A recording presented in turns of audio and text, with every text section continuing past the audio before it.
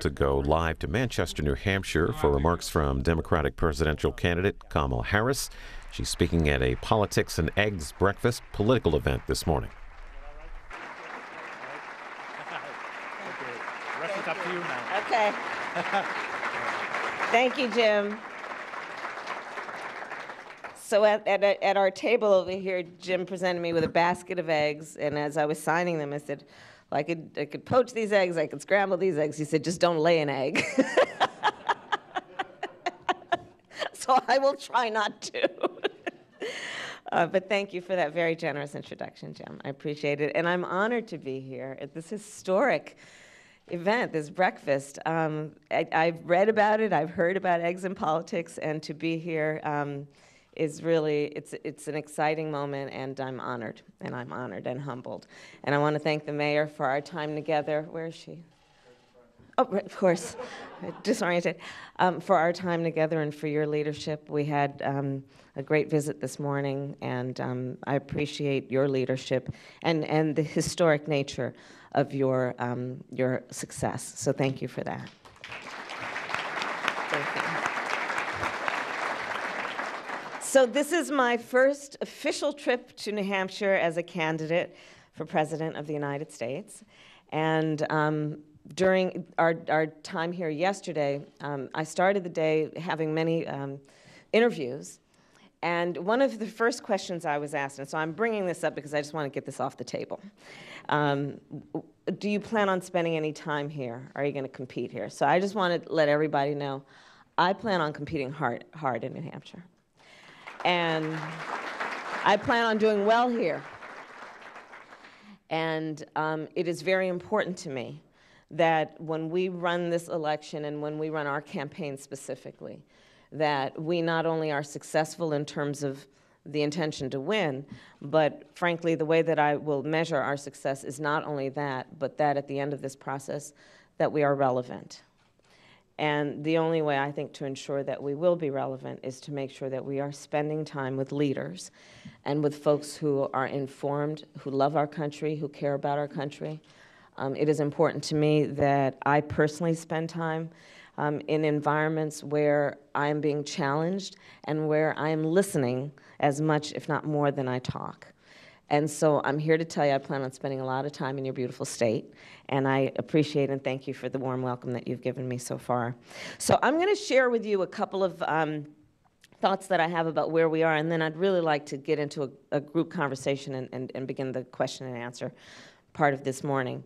But as Jim shared with you, I am a career prosecutor by most of my career. I was born in Oakland, California, a daughter of two parents who were graduate students at the University of California, Berkeley, and they met when they were active in the civil rights movement there. So my sister Maya and I, my sister Maya is here, we joke that we grew up surrounded by a bunch of adults who spent full-time marching and shouting about this thing called justice. And among the heroes, of course, of that civil rights movement were the lawyers. Thurgood Marshall, Charles Hamilton Houston, Constance Baker Motley, these individuals who understood the skill of the profession of law to translate the passion from the streets to the courtrooms of our country, and to do the work that we know must constantly be done, of reminding folks of that great promise we articulated in 1776. We are all and should be treated as equals. So at a young age, I decided I wanted to be a lawyer. And I went to Howard, as Jim shared with you. I went to UC Hastings. And right out of law school, I joined the Alameda County District Attorney's Office, which has a reputation of being one of the best in the country, in large part because years before, Earl Warren ran that office. And when I decided to become a prosecutor, there were many people that questioned that decision. You know, my sister, for example, went on to run the ACLU. But what I said then, and what I maintain today, after a career as a prosecutor, I was a courtroom trial lawyer. I prosecuted everything, including homicide cases. I was the elected district attorney of a major city. I went on to be the attorney general of my state. What I maintain today after a career in law enforcement and as a prosecutor is this. The criminal justice system has such a profound and direct impact on the most vulnerable among us, and has a responsibility in the process of giving people safety, to give them dignity. I also believe, having known the system from the inside, that there is a lot of room for reform of our criminal justice system, and we should be focused on that as well. And so of the many priorities that I have in this campaign, and if the voters will have me as the next President of the United States, one of them will be what we need to do to be smarter around what we're doing in the criminal justice system. So I'm happy to have a conversation about that and would enjoy a conversation about the details of that. I also believe very strongly that right now in our country, there are a lot of people who are very distrustful of our government and its institutions and its leaders. And we're going to have to deal with that as we go forward. And the thing about a relationship of trust, which I think we all know in our personal and our professional lives, is that the very nature of a relationship of trust is such that it is a reciprocal relationship. You give and you receive trust. And one of the most important ingredients in trust is truth. But there's a funny thing about truth. And as a room of leaders, we know this to be true. Funny thing about truth, which is speaking truth, can often make people quite uncomfortable.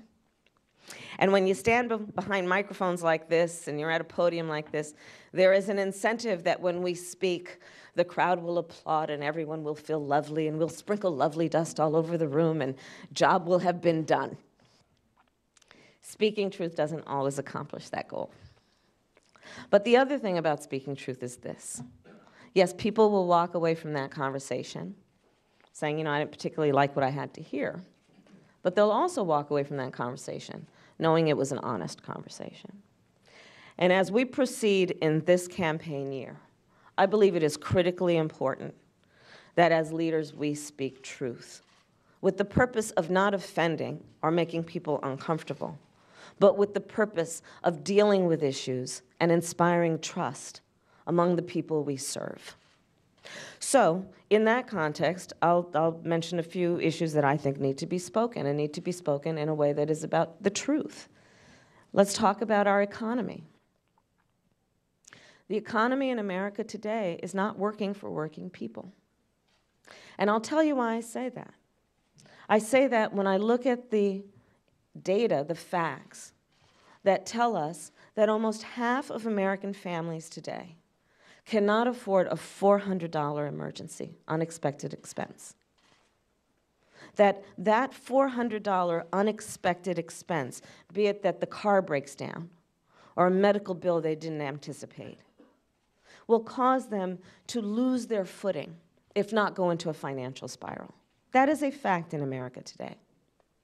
A fact in America today is that in 99% of the counties in the United States, if you are a minimum wage worker working full-time, you cannot afford market rate for a one-bedroom apartment.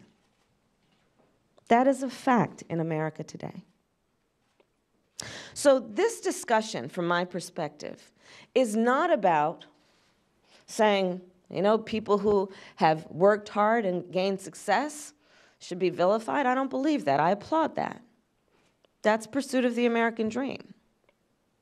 But I also recognize, and if we're going to have an honest conversation, we must all recognize that the rules aren't applying equally to all people in our country.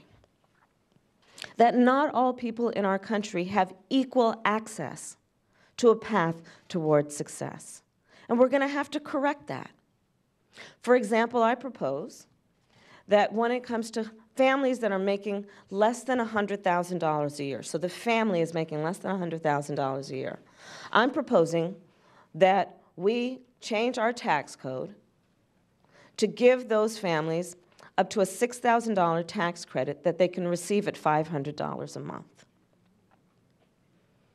So they can meet the cost of living, because there are those who will say that on the subject of the United States economy today, that it's great. It's great. Well, not so much. You know, you look at, they'll say, well, you'll ask, well, how are you measuring the greatness of the economy? And people will talk about the unemployment numbers. Well, I've been traveling our country. Yeah, people are working. They're working 2 and 3 jobs. Let's look at the fact about wages. Wages, for the most part, remain stagnant, while the cost of living, tuition, gas, housing keeps going up. We have to address these truths and do it in a way that recognizes that there is some course correction that needs to happen. So on the subject of renters, for example, I know this is a big issue here. The other proposal that I offer is that if a renter is paying more than 30% of their income in rent plus utilities, that they get a tax credit to be able to meet the cost of their rent. So that's the subject of the economy, and I'd like to have a longer and more in-depth conversation there. On the issue of education, let's speak some truths. We're a society that pretends to care about education, but not so much the education of other people's children. Let's be honest about that. Let's look at the fact that we have a public education system in our country that is not working for most of our children. And we're going to have to address that. We're going to have to address that in a way that recognizes, and again, I've been traveling the country. I've met teachers who are working 2 jobs, sometimes 3, to not only pay the bills, but because they are coming out of pocket on a consistent basis to pay for the tools for their children in their classroom to actually be educated, because we are not putting the resources into our public education system as we should. And I'll tell you, my personal connection to this is vast, including the fact that my first grade teacher, Mrs. Frances Wilson, God rest her soul, attended my law school graduation. It was a time in America where we were paying public teachers their value, understanding that in addition to parents, the people who are raising our children are our teachers, and we must give them the value of what they are giving us in return. Let's speak more truths. Climate change. It's real. It's real. And it is posing an existential threat to us as human beings.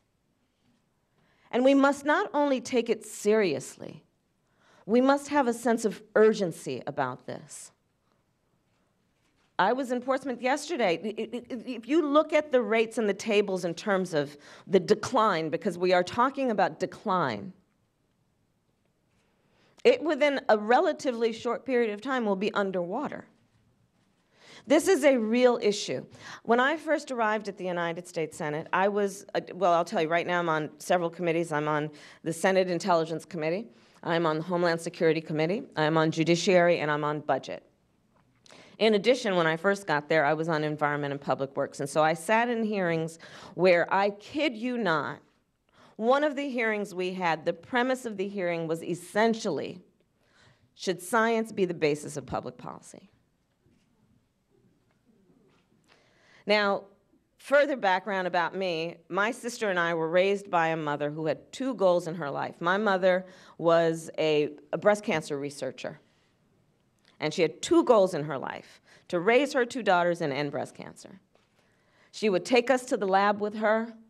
We'd go after school on weekends. I grew up around these people who their whole purpose for being was to use research and fact and science in a way that could improve human condition.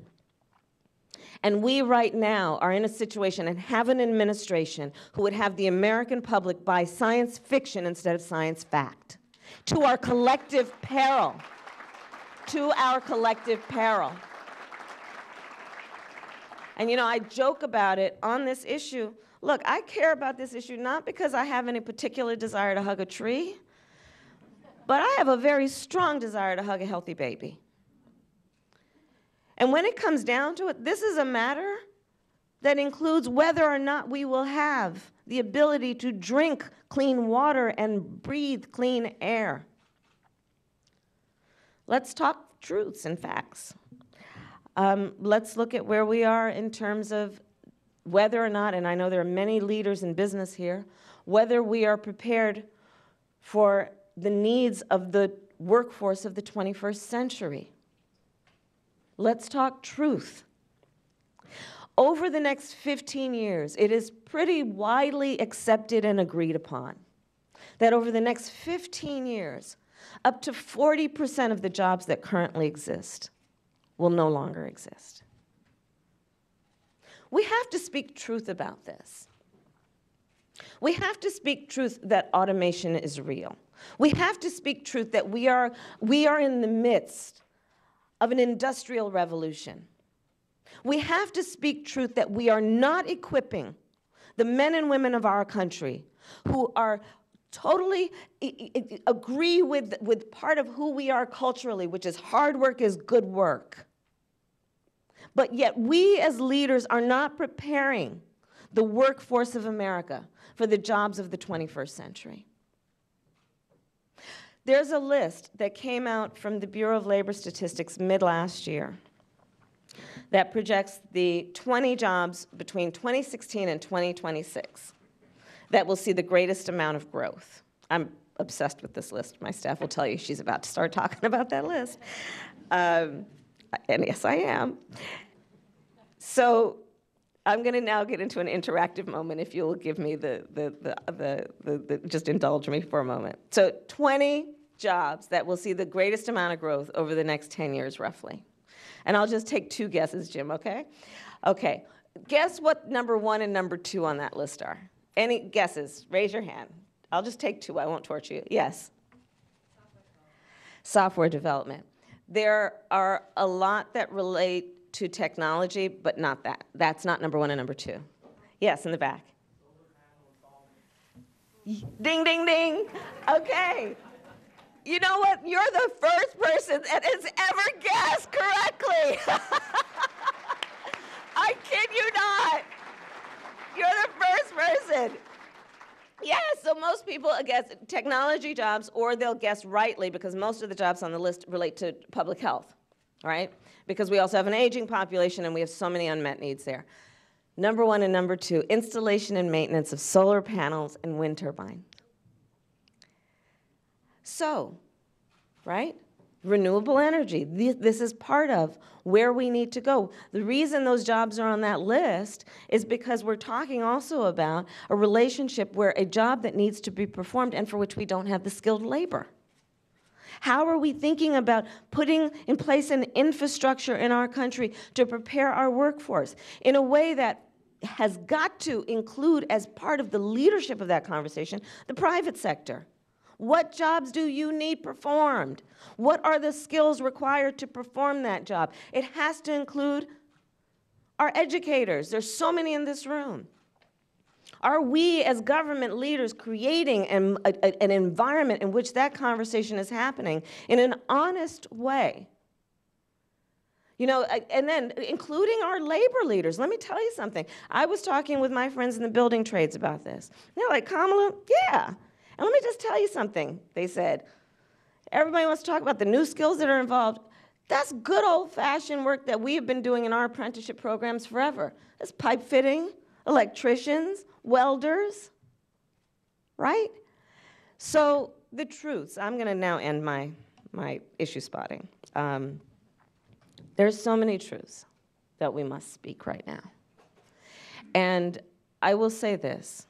I remain very optimistic about who we are, what we are capable of, and where we will go. I believe, and I know we all do, this is a room full of leaders, that we are a country that was founded on noble ideals. We were founded on the ideals that were behind and informed the writing of the Constitution of the United States and all of its amendments and the Bill of Rights and the Declaration of Independence. The ideals that were behind those words in 1776, that we are all and should be treated as equals. Part of our strength as a nation is we are aspirational. We fight to achieve those ideals. We're also clear-eyed. We've never quite reached those ideals. But our strength is that we fight to reach those ideals. And this is a moment in particular where we must keep fighting, knowing that these are noble ideals, knowing that is part of our strength and purpose and just the nature of who we are. So I think of this as being an exciting moment in time, and I'm honored that you all have, from your busy lives and all of your commitments, chosen to spend this morning with me, and I'd love to take questions and hear from you.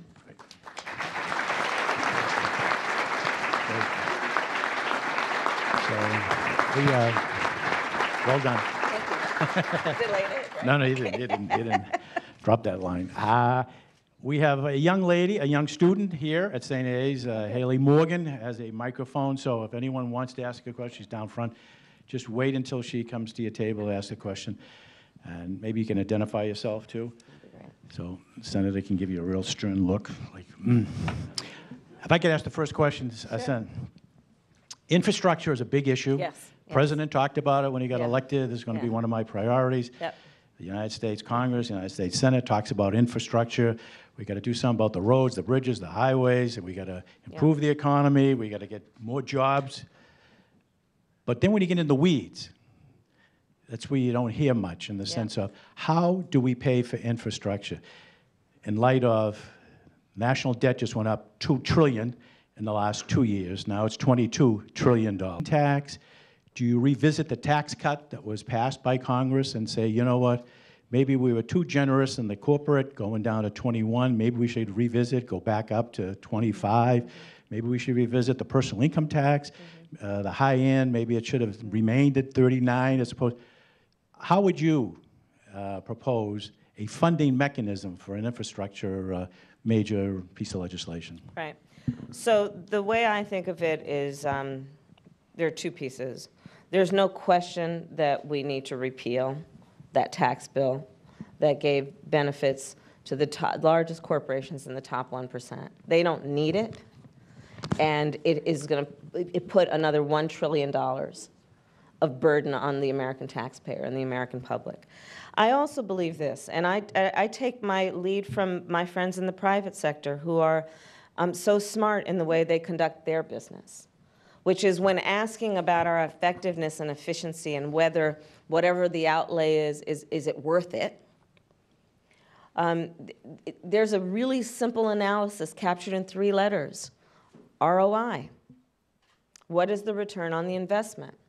I think it's a mistake if we think only in terms of cost and overlook the investment component. If businesses overlooked investment and just concern themselves with cost, we would never see growth. We would never see innovation. And so when I look at an issue like infrastructure, America's infrastructure is about 150 years old. I don't need to tell New Hampshire that. And this is an issue that is not only about just infrastructure and disrepair. It's about the quality of people's lives and their productivity. It's literally, and this is a room of leaders, which we know that if you really want to be successful, you have to concern yourself with the details. Some would call them the mundane details of what's involved in any issue. When you've got roads and bridges where people, that half the time lanes are shut down because the potholes are so deep, or the person who's working and commuting and in their car for 2 hours, their car keeps breaking down because the tires keep deflating. This is a real issue. It's a real issue when they're spending 2 hours on that road because it is not efficient in the way it's been constructed, and that's time they're not spending at home doing homework with their children or having a family meal. So these are part of the cost of a failure to invest in infrastructure. Then let's talk about one of the biggest benefits for an investment in infrastructure, which is jobs. Those are jobs to build up our infrastructure. Those are good jobs. And so when I look at something like infrastructure, I think of it that way. And then let's go even further. Infrastructure, right now, classically, it usually was about roads and bridges. Well, the list doesn't end there anymore. It's also about what we need to do in many parts of the country around investing in renewable energies, around investing in the infrastructure around that, water. Let me tell you, right now, as far as I'm concerned, wars are being fought over oil. In a short time, they will be fought over water. We have got to have a priority around water policy in this country. Understanding that's going to require an investment in infrastructure around storage and capturing water. Then let's also think about other infrastructure, because on that word, I'll also bring up the issue of elections. Under the previous administration, the Secretary of Homeland Security designated elections as critical infrastructure of the United States. Now let's speak another truth. Russia interfered in the election of the President of the United States. A bill that I have, and it is because of the very nature of the issue, which is not just bipartisan, it is nonpartisan. A co-sponsor on it is a Republican from Oklahoma. His name is James Lankford. The bill came about because he and I were the only two United States senators to serve both on Homeland Security and Intelligence at the same time when we decided that we needed to do something. And so we have proposed that part of the investment in infrastructure has to be upgrading the infrastructure of states around elections. Because guess what? As it turns out, for all that technology has brought us, good and bad, the best and most secure way to conduct elections, paper ballots. Because the way that I say it, kind of half joking, Russia can't hack a piece of paper. We need to invest in that infrastructure also. And so that's another example of, again, investment. It will cost something, but the benefits We will leave this event for just a few moments as Senator Harris continues her comments. We'll go live to the U.S. Senate, the Senate gaveling in for a brief pro forma session. We'll return to Senator Harris if we can.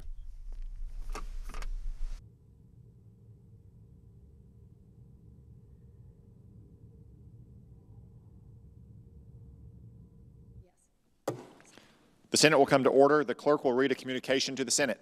Washington, D.C., February 19, 2019. To the Senate, under the provisions of Rule 1, Paragraph 3 of the Standing Rules of the Senate, I hereby appoint the Honorable Tom Cotton, a senator from the state of Arkansas, to perform the duties of the chair. Signed, Chuck Grassley, President pro tempore. Under the previous order, we stand adjourned until 10 a.m. on Thursday, February 21, 2019.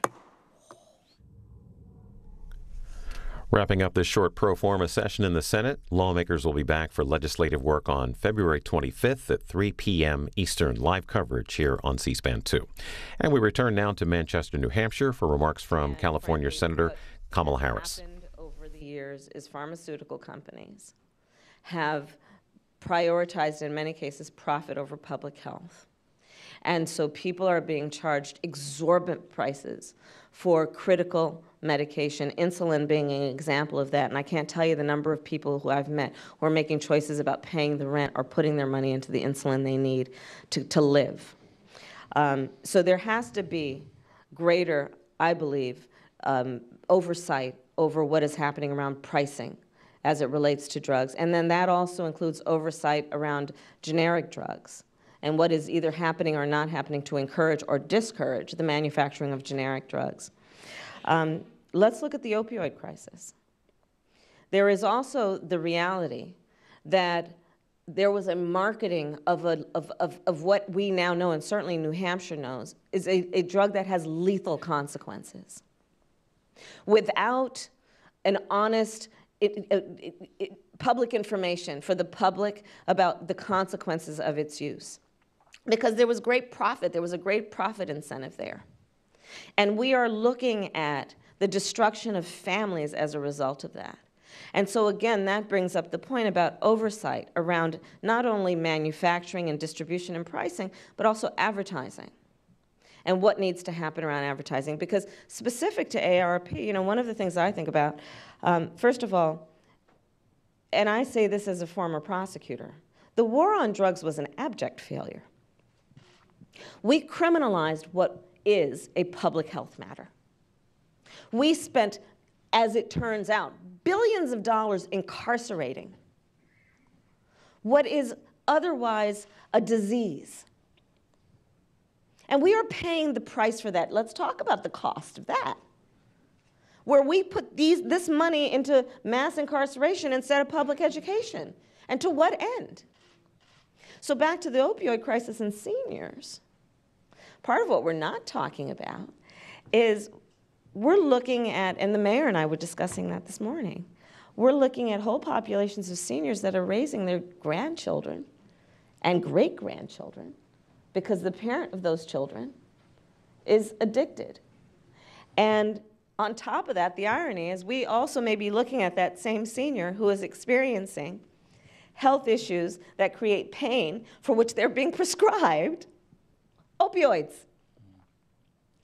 And we are not treating the family as a whole, and the incentives around what they're getting and what they're not getting, I think, are a bit upside down.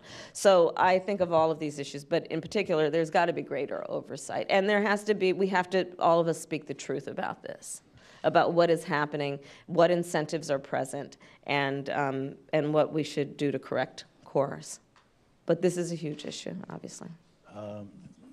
Bill Gary, but if we could just get the mic before you ask your question.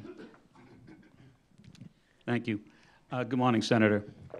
Recently, the nation suffered through the shutdown of the government. Yeah. An obscene attack Yeah. on our system of governance. What can be done by the Congress, and what would you do as president and during your remaining tenure as senator to prevent this from ever recurring, and the damage that it inflicts? And what triggered the question in my mind was when you talked about insulin. Yeah. And stories from Right. government employees That's right. who could not afford their insulin. That's right. So that is a national catastrophe that needs to be prevented in the future. So I was raised by a mother who would not tolerate complaining. And so if you started complaining about something, she'd say, well, what do you plan on doing about it? So on the point that you just raised, I'm running for president of the United States.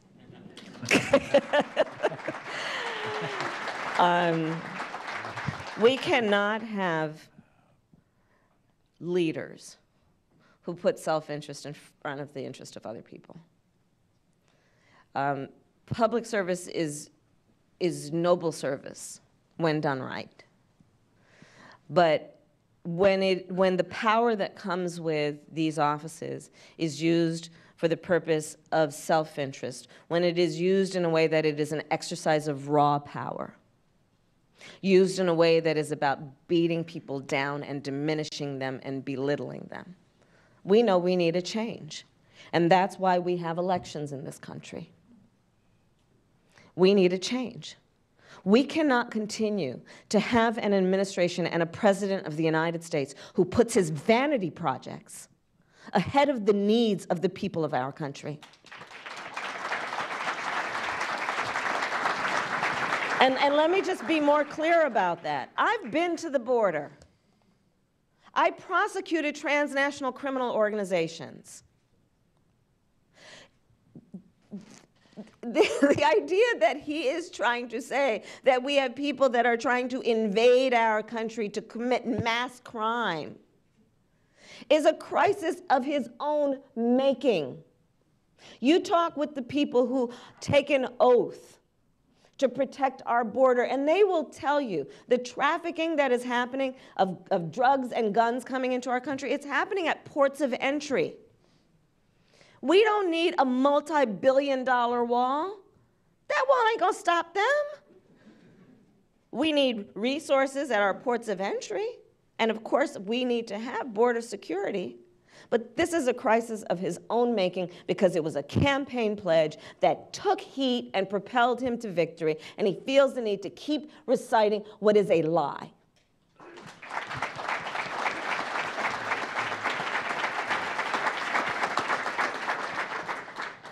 And I'm going to go on with this for just a minute more, if you'll indulge me. I met those workers that you're talking about, federal workers. I mean, we're talking about people that range from air traffic controllers to people who work at Department of Homeland Security, right? Who take an oath to concern themselves with our safety. And they went for a month without getting paid. Not to mention the critical services that were diminished. One of the things, guys, remember, that I think, I don't know for sure, but I think, turned the corner was when the air traffic controllers sent a letter saying, we're really concerned because we are barely sleeping at night. Essentially, that's what they were saying. And then there were a group of people that said the last thing you want is for there to be a crash.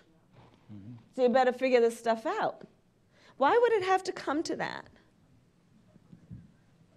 For the commander-in-chief to figure out that he is abusing his powers and he's got to stop. So. I'm told that we have like 5 minutes, so we're going to do a couple of questions quick. Tess?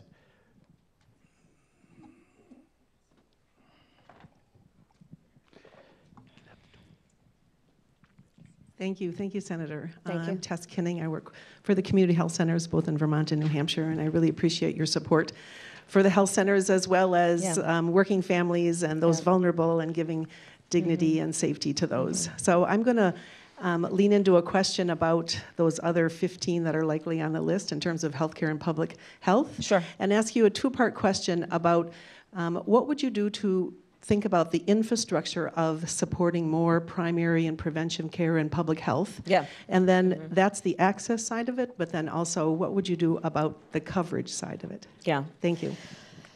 I'll take the second part first, which is I am a proponent of Medicare for all. And I believe that we have got to change the reimbursement system that we have because it is actually not creating incentives for mental health and for mental health care, for community health care to exist, much less thrive in the communities that most need them. We have complete deserts in our country, areas where there is no treatment facility or treatment providers available, and those happen to also be some of the areas with the highest need. I believe that part of the restructuring of the system should be this. I believe we should have mental health care on demand, substance abuse treatment on demand. And by that I mean that, like, you can go into an emergency room, you should be able to go into a treatment facility and get mental health care and substance abuse treatment on demand. And I'm going to get into more detail about that. We also need to have national standards around what is viable and appropriate treatment and not, particularly as it relates to drug treatment, because we don't have national standards right now. And so we also have a situation where people are setting up tents around drug treatment facilities and residential drug treatment facilities, and they're not receiving the kind of supervision that should happen around whether it is actually meaningful and helpful for the people who are often paying out of pocket to do that. The other piece of it is that we need incentives at a federal level for people to actually go into these professions, because we have a dearth of professionals, especially in those areas most in need, and a large part of it is because of the reimbursement system that we have. So in areas where there are a lot of people that can afford to pay for the treatment, you see a lot of those professionals. And in areas, in particular rural areas of our country, you don't see any. Another, I think, issue, or benefit that we have at our disposal, which we need to encourage, is telemedicine. This is one of those areas where technology can actually really help improve a system of service delivery. And there's some great models of how it works, and we need to create incentives for more of that. But community mental health is a very real issue. Part of our failing is in the public health sector is we have overlooked the significance also of trauma, and we have not done a sufficient amount of work in diagnosis and treatment of trauma, which leads to not only, obviously, mental health outcomes, but also physical health. And so I could talk more extensively about that. But as a general matter, we have to elevate the discussion. Do you have your hand up? One final question. Hi. Thank you for being here. Thank you. I'll keep it brief because I know we're at the end here. I would like to know if you would support laws that provide community services to people living with disabilities or seniors so that they can have in-home services and they can continue to contribute to their community, be in their home where they're best off, and, you know, and instead of expensive institutions. Absolutely. And we have like the biggest aging populations in these few states around here. So we're going to be confronted with this very heavily. My mother-in-law just passed away at the end of October, and we were sent home with almost no services. And it was, you know, it was pretty scary. So we need, I think, you know, and I think it comes under the the title of the Disability Integration Act that Yeah. supports people with disabilities under health care? The short answer is yes. And there's a lot of work to be done. And again, around public policy, this is a moment where we have to also recognize that so much of our public policy was based on a lifespan that is much shorter than the lifespan of Americans today. And so what we're doing in those years that are between 65 and 100, literally, we need to really critically evaluate because we're not doing enough. So, yes. Yes, absolutely. I would agree to in-home services as a priority. Yes. Well, we want to thank the Senate. My only question was, did you watch the Super Bowl? So, let me just... Just curious, You're supposed to be just like, I'm a guest in your home right now. Curious. Okay, moving right along. Keep going. Let me also just acknowledge the presence of Ray Buckley, who's the chair of the New Hampshire Democratic Committee, right down front. And he's been very, very, very helpful in securing all of these premier candidates to stop by the Politics and Eggs. So thank you, Ray. Thank you, Ray. And we would just like to present a Politics and Eggs tote bag. Yay. And There you go. because you're going to be spending a lot of time up here, and Yes. maybe you could just Yes. use it This is good. wisely. I feel right at home. Great. And we really appreciate you stopping by. We know you have a very busy, busy day, to say the least, but you found time to come to Politics and Eggs. Of course. And you did a great job, and we want to thank you for giving New England Council a treat and Politics and Eggs a treat to hear your remarks. Thanks very much, Senator. All right. Thank you all. Thank you. You're going to